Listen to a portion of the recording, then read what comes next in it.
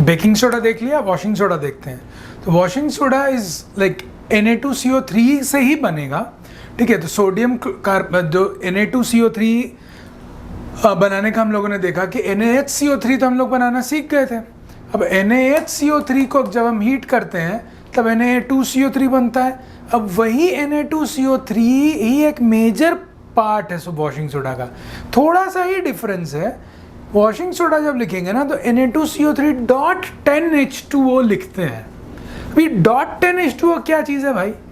.10H2O ये है, मान लेते हैं कि कोई भी आपका सॉल्ट है, ठीक है। तो सॉल्ट आपका पानी से क्रिस्टलाइज कर रहा है। क्रिस्टलाइज मतलब क्या कि मान लीजिए सोडियम कार्बोनेट है, अब सोडियम कार्बोनेट डिजॉल्व्ड स्टेट में है, डिजॉल्व्ड स्टेट में है, वहाँ से अगर जब सोडियम कार्बोनेट डिजॉल्व्ड स्टेट से सॉलिड स्टेट में आता है उसी को क्रिस्टलाइजेशन बोलते हैं। क्रिस्टलाइजेशन मतलब क्रिस्टल फॉर्म करने के प्रक्रिया को क्रिस्टलाइजेशन बोलते हैं, ठीक है। तो क्रिस्टलाइजेशन होने के समय क्या होता है ना, कभी कभी कोई सॉल्ट सोडियम क्लोराइड कोई सॉल्ट वाटर को अपने साथ रख लेता है। कैसे कि वो बन रहा है Na2CO3, लेकिन सिंस वाटर प्रेजेंट है ना वहाँ पे, तो वाटर भी इन्वॉल्व हो जाता है उसके स्ट्रक्चर में। स्ट्रक्चर बना रहा है, वो सब सीखेंगे कि स्ट्रक्चर कैसे बनता है, थोड़ा एडवांस्ड स्टेजेस में 11th में आपका है। लेकिन ये समझिए कि सॉल्यूशन में तो हर जगह है सोडियम कार्बोनेट। अब सोडियम कार्बोनेट सॉल्यूशन से आके सॉलिड बन रहा है। अब जब सॉलिड जब बन रहा था ना, उसी के बीच में कभी कभी जो पानी अवेलेबल है वो फंस जाता है बीच में, स्ट्रक्चर के बीच में, उसी को हम लोग वाटर ऑफ क्रिस्टलाइजेशन बोलते हैं। अब कुछ भी नहीं फंस जाएगा, एक फिक्स्ड केमिस्ट्री में ही वो चीज़ फंसेगा, क्योंकि उसका स्ट्रक्चर इस तरह का है कि मान लीजिए कभी कभी वो एक fixed number of water molecules फंसते हैं। तो सोडियम कार्बोनेट में 10 अगर फंसता है तो वो Na2CO3.10H2O बोलते हैं। अब इसीलिए डॉट लिखे हैं बिकॉज Na2CO3 का अगर हम थोड़ा सा हीट कर देंगे ना तो वो पानी निकल जाता है। So it is not very much like into the structure in a way कि वो becomes an important part of the structure. It is there, but it is not that much inside the structure, ठीक है। तो थोड़ा सा heat करने पे ही वो निकल जाता है। इसका बहुत अच्छा एग्जांपल है कॉपर सल्फेट का। तो CuSO4.5H2O एक ब्लू कंपाउंड होता है, ब्लू सॉल्ट होता है। इसको अगर हम थोड़ा सा हीट करेंगे ना तो ये अपना 5 जो H2O है उसको छोड़ देता है और ब्लू कलर कन्वर्ट हो जाता है वाइट कलर में, ठीक है। It's very evident, very nice reaction.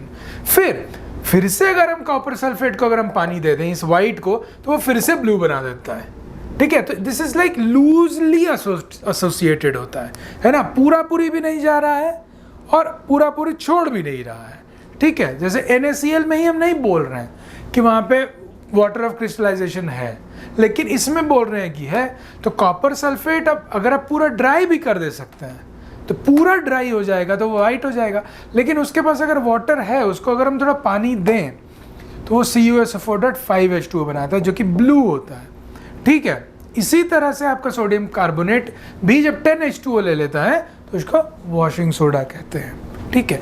इस तरह के बहुत सारे के सॉल्ट होते हैं जो हम लोग आगे भी पढ़ेंगे, ठीक है। JEE फाउंडेशन में देखेंगे, CBSE के कोर्स में ये है नहीं, ठीक है। इसी तरह का एक देखेंगे कि यही कॉपर सल्फेट था, अब कैल्शियम सल्फेट देखते हैं। तो कैल्शियम सल्फेट जब .2H2O के साथ रहता है, कैल्शियम सल्फेट नॉर्मल भी हो सकता है CaSO4, लेकिन जब कैल्शियम सल्फेट 2H2O के साथ रहता है उसको हम लोग बोलते हैं जिप्सम, ठीक है। ये जिप्सम को जब आप हीट करेंगे तो जैसे कि कॉपर सल्फेट .5H2O को हीट किया तो कॉपर सल्फेट बनाया, तो अगर आप थोड़ा सा हीट करेंगे तो देखा जाता है कि ये 2H2O ना बन जाता है copper sulphate calcium sulphate .12H2O, है ना। 2H2O से हाफ H2O बन गया और अपना 1.5 मॉलिक्यूल H2O निकाल देता है।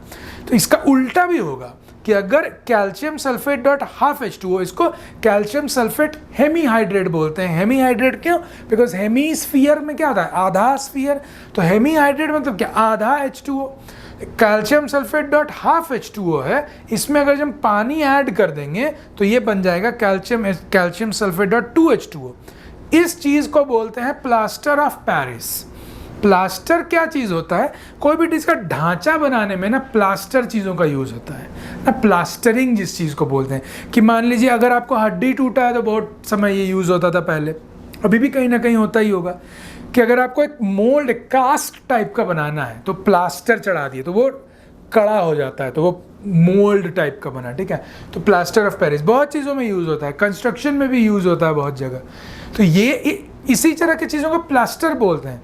अब ये जो था ना, ये कैल्शियम सल्फेट हेमीहाइड्रेट, ये पेरिस में पाया जाता था, तो इसलिए बोल दिया कि वो प्लास्टर जो पेरिस में पाया जाता है, बहुत ज़्यादा पाया जाता था, तो इसी को प्लास्टर ऑफ पेरिस बोल दिया, ठीक है।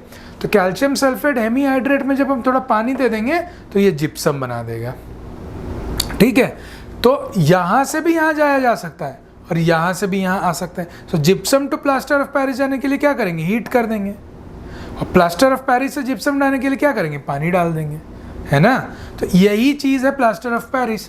अब एक चीज़ इंपॉर्टेंट है, दिमाग में रखिए, आधा वाटर क्या होता है, वाटर का मॉलिक्यूल है, आधा वाटर का मॉलिक्यूल मतलब क्या, एक एच और आधा हो, नहीं, इसका मतलब ये है कि 2 कैल्शियम सल्फेट एक वाटर मॉलिक्यूल के साथ अपना बॉन्डिंग बना रहा है, जो वाटर ऑफ क्रिस्टलाइजेशन।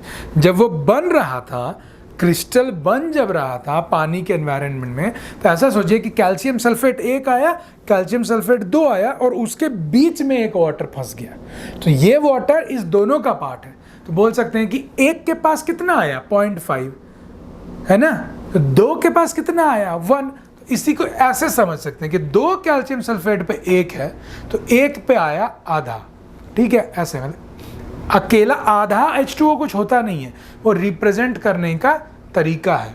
और ये कैल्शियम सल्फेट पे 1 पे ही जब 2 वाटर आ जाएगा, ये हो जाएगा आपका जिप्सम, ठीक है। तो यही एक खेल है आपका पूरा वाटर ऑफ क्रिस्टलाइजेशन का, ठीक। अब देखते हैं वॉशिंग सोडा पे फिर से आते हैं। अब वॉशिंग सोडा में भी यही हो रहा होगा कि सोडियम कार्बोनेट जब 10 के साथ रिएक्ट करेगा तो आपको बना देगा वॉशिंग सोडा।